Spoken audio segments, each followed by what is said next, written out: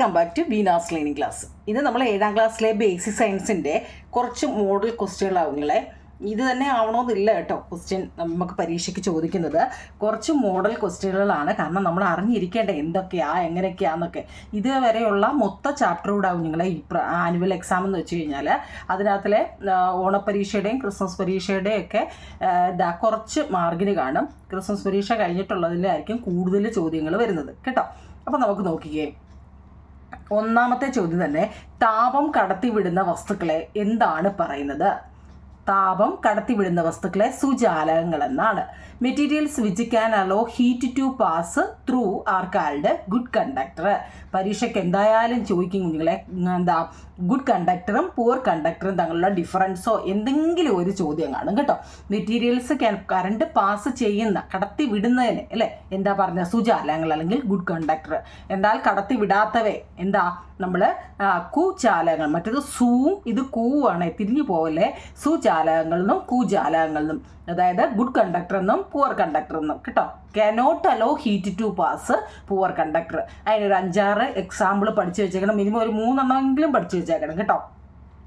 Good conductor എന്ന് വെച്ചാൽ current pass ചെയ്യുന്ന അല്ലേ, കടത്തി വിടുന്ന അലൂമിനിയം, കോപ്പർ, സ്റ്റീല് എക്സെട്ര കേട്ടോ. അതാ കടത്തി വിടാത്ത rubber, paper, wood, glass, plastic ഏതെങ്കിലും ഒരു 3 പഠിച്ചു വെച്ചേക്കണം. ഇന്നത് വേണമെന്നില്ല, അവനൊരു ഇഷ്ടപ്പെട്ട ഏതെങ്കിലും ഒരു 3 പഠിച്ചു വെച്ചേക്കണം. ഓക്കെ ആണോ നിങ്ങളെ? പിന്നെ നിങ്ങൾക്ക് ആക്ടിവിറ്റി 1, ആക്ടിവിറ്റി 2, 3 അങ്ങനെ ആയിരിക്കും ക്വസ്റ്റ്യൻ വരുന്നത് കേട്ടോ. അപ്പോൾ നമ്മൾ കറണ്ട് ബന്ധപ്പെട്ട current materials can allow heat to pass through good കണ്ടക്ടറാണ്. ക്യാനോട്ട് അലോ ഹീറ്റ് പുവർ കണ്ടക്ടറാണ്. രണ്ടാമത് നോക്കൂ നിങ്ങളെ, ഇതൊരു ഫ്ലോ ചാർട്ടാണ്. ഓർമ്മയുണ്ടോ ഇതൊക്കെ പഠിച്ചത്? അതായത് injection, digestion, absorption, assimilation, excretion അല്ലേ. ആദ്യമേ നമ്മൾ വായിലൂടെ, ഓർമ്മയുണ്ടോ ആ ചാപ്റ്ററിനകത്തിൽ വായുടെ ധർമ്മം, ചെവി, മൂക്ക്, കണ്ണ് ഇതിനെക്കുറിച്ചെല്ലാം സെൻസ് ഓർഗൻസുകളെ കുറിച്ചൊക്കെ നമ്മൾ പഠിച്ചതാണ്. പല്ലിൻ്റെ ഒക്കെ ഓർമ്മയുണ്ടോ? അതൊക്കെ ഒന്ന് അറിഞ്ഞിരിക്കണേ. അപ്പം ഫസ്റ്റ് നമ്മൾ വായിലിട്ട് കൊടുക്കുക അല്ലേ, ആഹാര സമ്പാദനം. അതിനുശേഷം രണ്ടാമതാണ് ദഹനം. ഇത് മാറ്റിയിട്ട് ഷഫിൾ ചെയ്ത് തരും കേട്ടോ. മാറ്റിയിട്ട് അവിടെ ഇവിടെയാക്കിയിട്ട് നിങ്ങളത് റീഅറേഞ്ച് ചെയ്യാനായിരിക്കും ചോദിക്കുന്നത്. അപ്പം രണ്ടാമത്തെ ദഹനമാണ്. അതിനുശേഷം ആഗീരണം അല്ലെ, അബ്സോർപ്ഷന്. അതിനുശേഷം സ്വാംശീകരണം, അസിമിലേഷൻ. ലാസ്റ്റിൽ ഈ എക്സ്ക്രീഷൻ അല്ലെങ്കിൽ വിസർജനം. അത് ഓർഡർ തെറ്റിച്ചായിരിക്കും കുഞ്ഞുങ്ങളെ തരുന്നത്. അത് നിങ്ങൾ ഓർഡറിൽ ആക്കണം കേട്ടോ. അടുത്ത ആസിഡുകളും ബേസുകളും. എന്താ ഈ ആസിഡ് ബേസ്? ഓർമ്മയുണ്ടോ? ഇതെല്ലാം ഓരോ ചാപ്റ്ററുമായിട്ട് ബന്ധപ്പെട്ട് എഴുതിയതാണ് കേട്ടോ. ആസിഡും ബേസും. The liquid that turned blue litmus to red is acidic in nature അല്ലേ. The liquid that turn red litmus to blue is basic. ഓർമ്മയുണ്ടോ? ചുവന്ന ലിറ്റ്മസ് പേപ്പറിനെ നീലയാക്കിയ ദ്രാവകത്തിനെയാണ് നമ്മുടെ ആസിഡിൻ്റെ സ്വഭാവമുള്ളത് അല്ലേ. നീല ലിറ്റ്മസിനെ ചുവപ്പാക്കുന്നതിന് ബേസ് സ്വഭാവമുള്ളത്. ഓർമ്മയുണ്ടോ അത് പഠിച്ചത്? ഉണ്ടോ നിങ്ങളെ? ഓക്കെ. ഇനി അങ്ങനെ ആണെങ്കിൽ നമ്മളോട് ചോദിക്കുക, ഈ ആസിഡും ബേസും അതിനെക്കുറിച്ച്, ആസിഡിനെ കുറിച്ചും ബേസിനെ കുറിച്ചും ഇപ്പം നിങ്ങൾ മറ്റേത് എഴുതിയില്ലെങ്കിൽ ഇത് എഴുതിയാലും മതി കുഞ്ഞുങ്ങളെ. ഹാവ് സോർ ടേസ്റ്റ്, പുളി രുചിയാണ് ആസിഡിന്. ആസിഡ് നീല ലിറ്റ്മസിനെ ചുവപ്പാക്കുന്നു അല്ലേ. React with metals and liberate hydrogen അല്ലേ. എന്നാൽ ലോഹങ്ങളുമായിട്ട് പ്രവർത്തിച്ച് ഹൈഡ്രജൻ വാതകം ഉണ്ടാക്കുന്നു. ആസിഡിൻ്റെ അരി വന്നേ. അങ്ങനെയാണെങ്കിൽ ബേസ് എന്താ കുഞ്ഞേ? ഹാവ് സോപ്പി ടേസ്റ്റ് അല്ലേ, ഒരുമാതിരി കാരരുചി. സോപ്പി, SOAPY, സോപ്പി ടേസ്റ്റ് അല്ലേ, ഒരുമാതിരി കാരരുചിയാണ് ബേസിന്. ടേൺ റെഡ് ലിറ്റ്മസ് ബ്ലൂ ആക്കുന്നു, ചുവന്ന ലിറ്റ്മസിനെ നീലയാക്കുന്നു. തന്നെ ഇത് സ്ലിപ്പറി അല്ലേ നേച്ചർ എന്ന് വെച്ചാൽ വഴുവഴുപ്പുള്ളതാണ്, സ്ലിപ്പറി.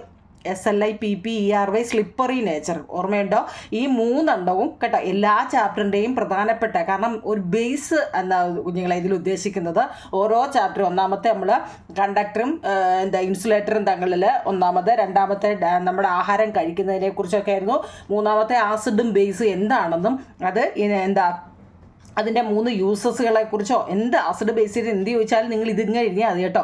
കാരണം ഇതിനകത്തിൽ തന്നെ എല്ലാം ഉണ്ട്. ഓക്കെ ആണോ? അടുത്ത 4മത്തെ, how many type of blood vessels are in our body. നമ്മുടെ ശരീരത്തിൽ എത്ര ബ്ലഡ് വെസൽസ്, രക്തക്കുഴലുകളുണ്ടെന്ന് 3 ഉണ്ട് കുഞ്ഞുങ്ങളെ. There are 3 type of blood vessels. ഏതൊക്കെയാ? Arteries, veins, capillaries. ഓർമ്മയുണ്ടോ? ആർട്ടറീസ്, വെയിന്, കാപ്പിലറീസ് അല്ലേ. ലോമികൾ, സിര, ധമനി. എന്താണ് ഈ arteries? Arteries are the blood vessels that carry oxygen rich blood from the heart to different part of the body. Now vein Veins are the blood vessels that carry carbon dioxide rich blood from different part of the body to the heart. Now capillaries are the thin blood vessels that connect arteries and veins. മൂന്നെണ്ണം important ആണ് കുഞ്ഞുങ്ങളെ. എല്ലാ പാഠത്തിൻ്റെയും ഏറ്റവും പ്രധാനപ്പെട്ടത് നോക്കിയാണ് ഞാൻ എഴുതി വെച്ചിരിക്കുന്നത്. അതായത് 3 തരത്തിലുള്ള ബ്ലഡ് വെസൽസുകളുണ്ട് അല്ലേ, രക്തക്കുഴലുകളുണ്ട്. ഒന്ന് ലോമികകൾ, സിര, ധമനി. ഹൃദയത്തിൽ നിന്നും ഓക്സിജൻ കൂടുതലടങ്ങിയ രക്തം, ഓക്സിജൻ കൂടുതലടങ്ങിയ രക്തം ശരീരത്തിൻ്റെ വിവിധ ഭാഗങ്ങളിലേക്ക് കൊണ്ടുപോകുന്ന രക്തക്കുഴലുകളാണ് ധമനികൾ. ഓക്സിജനാണ് കുഞ്ഞുങ്ങളെ. എന്നാൽ ശരീരത്തിൻ്റെ വിവിധ ഭാഗങ്ങളിൽ നിന്നും കാർബൺ ഡയോക്സൈഡ് കലർന്ന രക്തം ഹൃദയത്തിലേക്ക് കൊണ്ടുവരുന്ന രക്തക്കുഴലുകളാണ് സിരകൾ. കേട്ടോ, ഓക്സിജൻ അത് തിരിഞ്ഞു പോകല്ലേ. ഹൃദയത്തിൽ നിന്നും ഓക്സിജൻ അടങ്ങിയ രക്തം ശരീരത്തിൻ്റെ വിവിധ ഭാഗങ്ങളിലേക്ക് കൊണ്ടുപോകുന്നത് ധമനികളാണ്. കാർബൺ ഡയോക്സൈഡ് ഹൃദയത്തിലേക്ക് കൊണ്ടുവരുന്നത് സിരകളുമാണ്. തിരിഞ്ഞു പോകല്ലേ കുഞ്ഞുങ്ങളെ.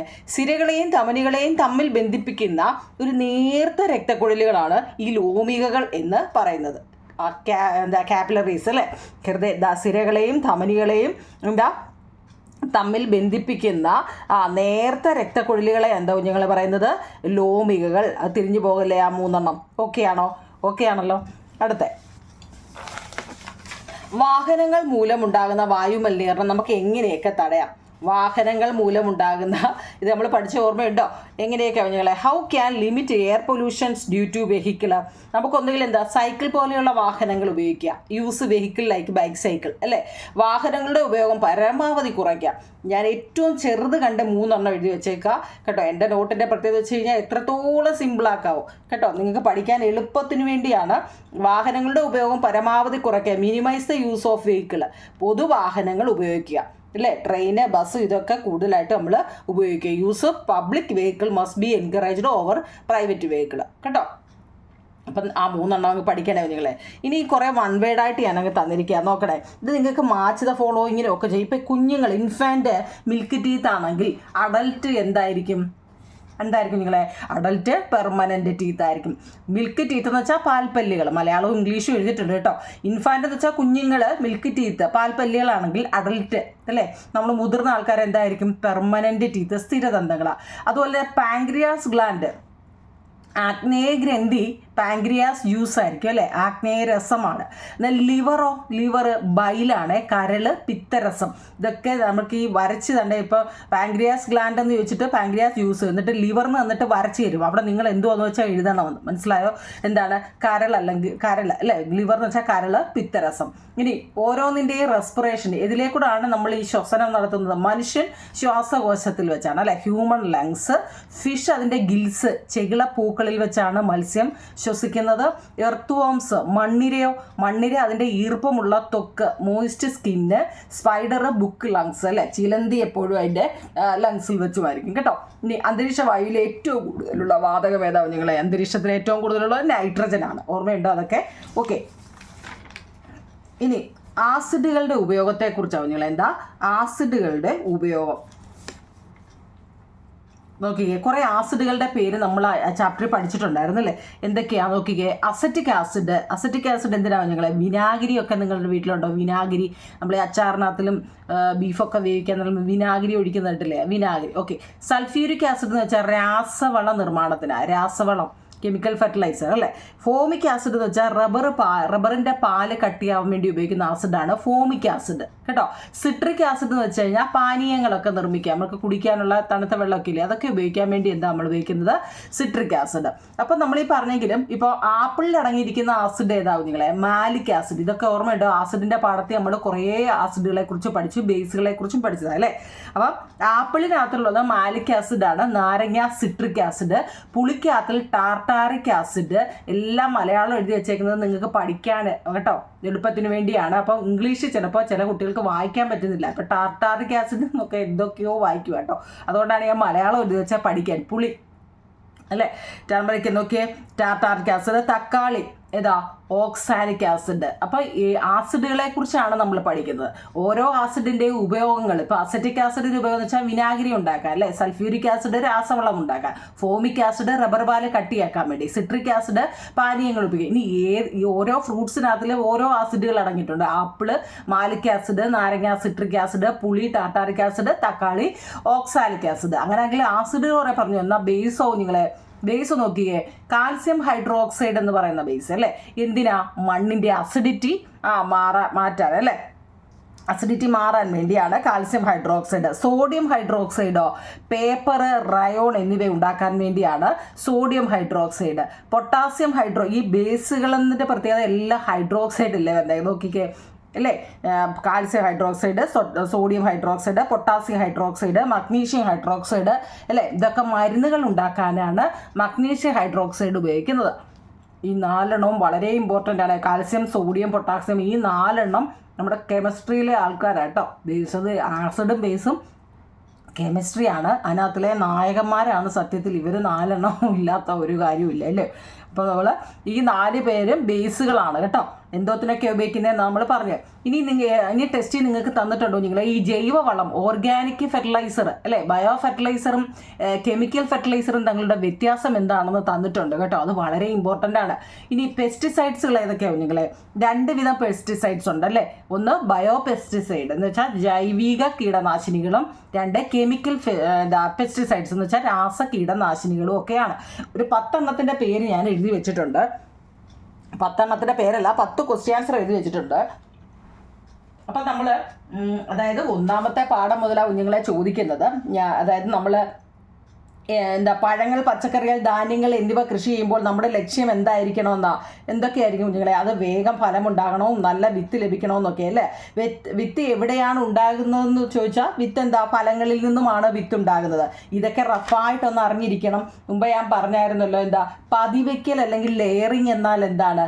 മാതൃസസ്യത്തിൻ്റെ കമ്പുകളിൽ വേര് മുളപ്പിച്ച ശേഷം ആ ഭാഗം മുറിച്ച് നട്ട് പുതിയ തൈകൾ ഉണ്ടാക്കുന്നതിനെ നമ്മൾ എന്ത് പറയുന്നത്?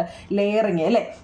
അതിൻ്റെ 1ാമത്തെ പാഠം ഹൈബ്രിഡൈസേഷൻ എന്നാൽ എന്ത് കേട്ടോ. പൊളിനേഷൻസ്, ആർട്ടിഫിഷ്യൽ പൊളിനേഷൻ എന്നാൽ എന്ത്, ബഡ്ഡിങ് എന്നാൽ എന്ത്, ഇതൊക്കെ റഫായിട്ടൊന്ന് അറിഞ്ഞു വെച്ചേക്കണം കേട്ടോ. ഇതിനകത്ത് ഇതൊക്കെ ഏതെങ്കിലുമൊക്കെ ചോദിക്കും.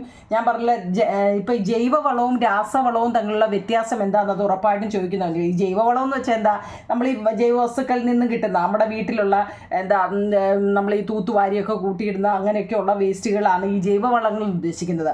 രാസവളങ്ങൾ എന്ന് വെച്ചാൽ അത് നമ്മൾ കടകളിൽ നിന്ന് വ്യാവസായികമായിട്ട് നിർമ്മിക്കുന്നതാണ് അല്ലേ. മണ്ണിലെ സൂക്ഷ്മജീവികളെ എല്ലാം ഈ രാസവളങ്ങൾ നശിപ്പിക്കുന്നുണ്ട് കേട്ടോ. അതൊക്കെ എഴുതിക്കോണേ. അതായത് ജൈവവളം എന്ന് വെച്ചാൽ ചാണകവും കോഴിക്കാഷ്ടവും എല്ലുപൊടി അങ്ങനെയൊക്കെ ഉള്ളതിനെയാണ് നമ്മൾ ജൈവവളം എന്ന് പറയുന്നത് കേട്ടോ. ഇതെല്ലാം കേട്ട് മനസ്സിലാക്കണേ കുഞ്ഞുങ്ങളെ. കാരണം ഈ ആദ്യ പാഠങ്ങളിലൊക്കെ എന്ന് വെച്ചാൽ റഫായിട്ട് അറിഞ്ഞിരിക്കുക എന്നുള്ളതാണ് കേട്ടോ.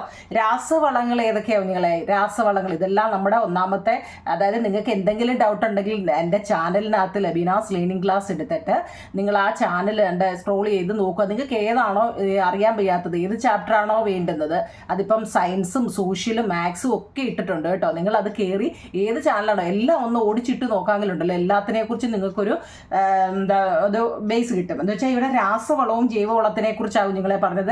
ജൈവവളം എന്ന് വെച്ച് കഴിഞ്ഞാൽ എന്താണ്? ചാണകവും കോഴിക്കാഷ്ടവും ഒക്കെ അങ്ങനെയൊക്കെ വരുന്നതാണ് അല്ലേ. രാസവളം എന്ന് വെച്ച് കഴിഞ്ഞാൽ ഏതെങ്കിലും ഒരു 2 രാസവളത്തിൻ്റെ കെമിക്കൽ ഫെർട്ടിലൈസറിൻ്റെ പേര് എഴുതാൻ ചോദിച്ചു കഴിഞ്ഞാൽ എന്തോ നിങ്ങളെ? NPK, യൂറിയ, ഫാക്ടം ഫോക്സ് കേട്ടോ. ഫാക്ടം ഫോക്സ് ഇതൊക്കെ എഴുതിക്കോണേ കേട്ടോ. ഓക്കെ ആണല്ലോ. അപ്പോൾ ആ പാഠത്തിനകത്ത് അങ്ങനെയൊക്കെ റഫായിട്ടുള്ള കാര്യങ്ങളൊക്കെ എഴുതിക്കണം. പിന്നെ അതുപോലെ തന്നെ കുറേ പേരുകൾ നിങ്ങൾ പഠിച്ചിട്ടുണ്ടായിരുന്നു. എപ്പിക്കൾച്ചർ എന്ന് വെച്ചാൽ എന്താവും നിങ്ങൾ? എപ്പിക്കൾച്ചർ തേനീച്ച വളർത്തുന്നതിനെയാണ് എപ്പിക്കൾച്ചർ എന്ന് പറയുന്നത്. അതൊക്കെ ഒന്ന് റഫായിട്ട് അറിഞ്ഞിരിക്കണേ. അറിയത്തില്ലേ വേണേ ഒന്ന് എഴുതിയിട്ടുണ്ടാവും നിങ്ങൾ. എപ്പിക്കൾച്ചർ എന്ന് വെച്ചാൽ തേനീച്ച വളർത്തുന്നത്. ക്യൂണിക്കൾച്ചർ ഉണ്ട്, ഓർമ്മയുണ്ടോ? ക്യൂണിക്കൾച്ചർ അത് നിങ്ങളുടെ ടെസ്റ്റ് ചെയ്താൽ എളുപ്പമുണ്ട്. മുയൽ വളർത്തുന്നതിനെയാണ് ക്യൂണിക്കൾച്ചർ. സെറികൾച്ചർ എന്ന് വെച്ചാൽ പട്ടുനൂൽപ്പുഴുവിനെ വളർത്തുന്നതിനെയാണ്. പിസിക്കൾച്ചർ എന്ന് വെച്ച് കഴിഞ്ഞാൽ മത്സ്യം വളർത്തുന്നതിനെയാണ് കേട്ടോ. അതൊക്കെ ഒന്ന് അറിഞ്ഞിരിക്കണേ. 1 വേർഡിനൊക്കെ ചോദിക്കാവുന്നതാണ്. പിന്നെ ഞാൻ പറഞ്ഞില്ല, പതിവയ്ക്കൽ, കമ്പൊട്ടിക്കൽ, ലെയറിങ്ങും ഒക്കെ ഒന്ന് അറിഞ്ഞിരിക്കണം കേട്ടോ. പിന്നെ വർഗ്ഗസങ്കരണം എന്ന് വെച്ച് കഴിഞ്ഞാൽ ഒരു കൃത്രിമ പരാഗണമാണ് കേട്ടോ, ആർട്ടിഫിഷ്യൽ ആണ്. കായിക പ്രജനനം എന്ന് വെച്ചാൽ പതിവയ്ക്കലാണ്. ലൈംഗിക പ്രത്യുൽപാദനം എന്ന് വെച്ചാൽ വിത്തുൽപാദനമാണ്. കീടനിയന്ത്രണത്തിൻ്റെ ഒരു പേര് ചോദിച്ചു കഴിഞ്ഞാൽ എന്താ നിങ്ങളെ? പുകയില കഷായമാണ് കേട്ടോ. റഫായിട്ട് ഞാൻ പറയുന്നത് വെച്ച് കഴിഞ്ഞാൽ ഇതെല്ലാം നമ്മുടെ ലിങ്കിൽ കിടപ്പുള്ളത് കൊണ്ട് എന്തൊക്കെയാണെന്ന് ഓർമ്മിപ്പിച്ചതേ ഉള്ളൂ കേട്ടോ. ഇനി നമ്മൾ ആസിഡിനെ കുറിച്ചും ബേസിനെ കുറിച്ചും ഒക്കെ പഠിച്ചു. അത് വളരെ ഇമ്പോർട്ടൻ്റ് ആണ്. നീല ലിറ്റ്മസിനെ ചുവപ്പാക്കുന്നതാണ് ആസിഡ്, ചുവന്ന ലിറ്റ്മസിനെ നീലയാക്കുന്നത് ബേസുമാണ് കേട്ടോ. ആസിഡുകൾ എന്ന് വെച്ച് കഴിഞ്ഞാൽ നാരങ്ങയും വിനാഗിരിയും മോരും ഈ പുളിയുള്ള സാധനങ്ങളെല്ലാം ആസിഡുകളാവും നിങ്ങൾ കേട്ടോ. അതങ്ങ് ഓർത്താൽ മതി. നമ്മൾ ഈ കഴിക്കുമ്പോൾ പുളിയുള്ളത് പാല് തൈരാകുന്നത് എങ്ങനെയാണെന്നൊക്കെ നമ്മുടെ ലിങ്കിൽ കിടപ്പുണ്ട് കേട്ടോ. ഇനി ഈ ഓരോ ഭക്ഷ്യവസ്തുക്കളിൽ അടങ്ങിയിരിക്കുന്ന പ്രധാന ആസിഡുകൾ ഏതൊക്കെയാണ് കേട്ടോ. മോര്, തൈര് എന്നിവയിലൊക്കെ എന്താവും നിങ്ങൾ ലാക്റ്റിക് ആസിഡാണ് കേട്ടോ. മോര്, തൈര് അറിയാൻ വയ്യാത്തതൊന്ന് റഫായിട്ട് നിങ്ങൾ കുറിച്ച് വെക്കണം കേട്ടോ. ഞാനീ പറയുമ്പം നിങ്ങൾക്ക് അറിയാൻ വയ്യാത്ത കാര്യങ്ങൾ അറിയാവുന്നത് സ്കിപ്പ് ചെയ്തിട്ട് അറിയാൻ വയ്യാത്ത റഫായിട്ടൊരു പേപ്പർ എഴുതി വെക്കണം. മോരും തൈരും ലാക്റ്റിക് ആസിഡാണ്, വിനാഗിരി അസറ്റിക് ആസിഡാണ്, നാരങ്ങ സിട്രിക് ആസിഡാണ്, പുളി ടാർട്ടാറിക് ആസിഡാണ്, ആപ്പിള് മാലിക് ആസിഡാണ്, നെല്ലിക്ക അസ്കോർബിക് ആസിഡാണ്, തക്കാളി ഓക്സാലിക് ആസിഡാണ്. മുമ്പ് ഞാൻ പറഞ്ഞല്ലേ.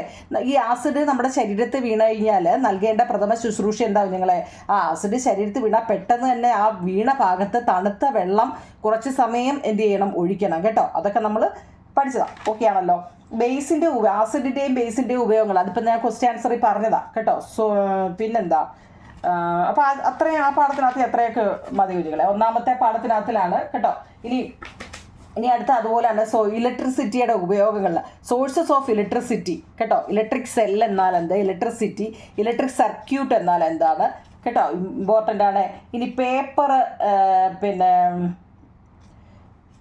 ഇമ്പോർട്ടൻ്റ് എന്ന് വെച്ച് കഴിഞ്ഞാൽ നമ്മുടെ ടെസ്റ്റിനകത്തിൽ കുറേ സിമ്പിൾസ് തന്നിട്ടുണ്ടോ നിങ്ങളെ കേട്ടോ. സിമ്പിൾസുകൾ സ്വിച്ചിൻ്റെയും ബാറ്ററിയുടെയും ഒക്കെ കുറേ സിമ്പിൾസ് നിങ്ങളൊന്ന് പഠിച്ചു വെച്ചേക്കണം കേട്ടോ.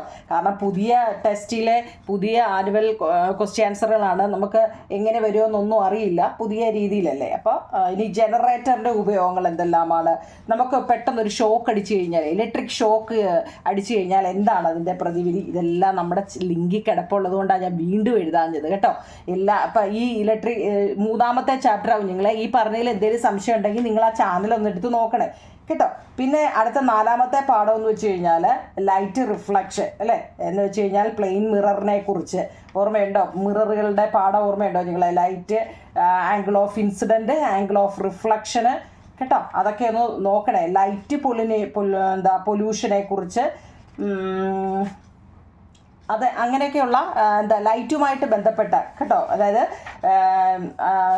കറക്റ്റ് ആ പാഠത്തിൽ പഠിക്കുന്നത് plane mirror, incident ray, angle of reflection, angle of incident, reflector ray, ഇതൊക്കെ എന്തുവാണെന്നൊന്ന് പഠിച്ചു വെക്കുക കേട്ടോ. പ്ലെയിൻ മിറർ എന്താണെന്നും ഒക്കെ റഫായിട്ട് അതൊക്കെ ഒന്ന് പഠിച്ചു വെച്ചാൽ മതി കേട്ടോ കുട്ടികളെ.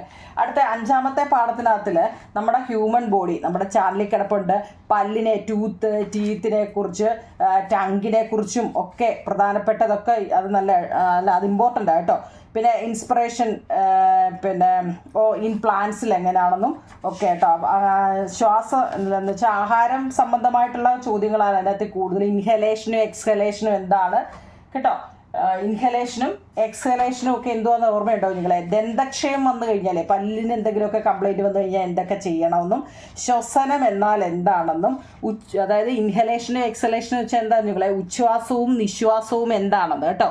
ഞാൻ ഈ പറഞ്ഞങ്ങ് പോകുന്നു വെച്ച് കഴിഞ്ഞാൽ ഇതെല്ലാം നമ്മുടെ ചാനലിൽ ലിങ്കിൽ കിടപ്പുള്ളത് കൊണ്ടാണ് കേട്ടോ കുഞ്ഞുങ്ങളെ. അതുകൊണ്ട് ഞാൻ പ്രധാനപ്പെട്ട അങ്ങ് പറയാം. നമ്മുടെ ഏറ്റവും കുറവ് ഘടകം നമ്മുടെ അന്തരീക്ഷത്തിലെ ഏറ്റവും കുറവ് ഓക്സിജൻ ആണെന്നാണ് പറയുന്നത് കേട്ടോ. അതിൻ്റെ ഒരു ചാർട്ട് കൊടുത്തിട്ടുണ്ട് കേട്ടോ. പിന്നെ പുകയില കഷായങ്ങളെ കുറിച്ചും ഒക്കെയാണ്. ആഹാരത്തിൻ്റെ ദഹനം പ്രധാനമായിട്ടും നടക്കുന്നത് എവിടെ വെച്ചാണ് നിങ്ങളെ? ദഹനം നടക്കുന്നത് എവിടെ വെച്ചാണ്? ചെറുകുടലിൽ വെച്ചാണ് കറക്റ്റ് പ്രധാനമായിട്ടും കേട്ടോ. അത് ഓർത്തോണേ, ചെറുകുടലിൽ. ഓക്കെ. പിന്നെ ആറാമത്തെ പാഠം ഹീറ്റ് ഇൻ എവരിഡേ ലൈഫ് എന്ന് പറയുന്ന പാഠമാണ്. അതിനകത്തിൽ കണ്ടക്ടർ, ഇൻസുലേറ്റർ, മുമ്പ് ഞാനത് പറഞ്ഞതാ. ഗുഡ് കണ്ടക്ടറും പുവർ കണ്ടക്ടറും എന്താണെന്നൊക്കെ.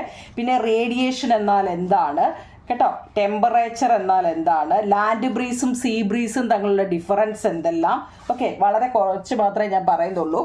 അതൊക്കെ പഠിക്കുക എന്നുള്ളത് കേട്ടോ. താപം നിത്യജീവിതത്തിൽ അതിൻ്റെ ഓർമ്മയുണ്ടോ? താപം നന്നായി കടത്തിവിടുന്ന വസ്തുക്കളും കടത്തിവിടാത്ത വസ്തുക്കളും ഏതെല്ലാമാണ്? വികിരണം, അതാണ് റേഡിയേഷൻ എന്ന് പറയുന്നത്. കരക്കാറ്റും കടൽക്കാറ്റും തമ്മിലുള്ള വ്യത്യാസം എന്താണെന്നാണ് കേട്ടോ.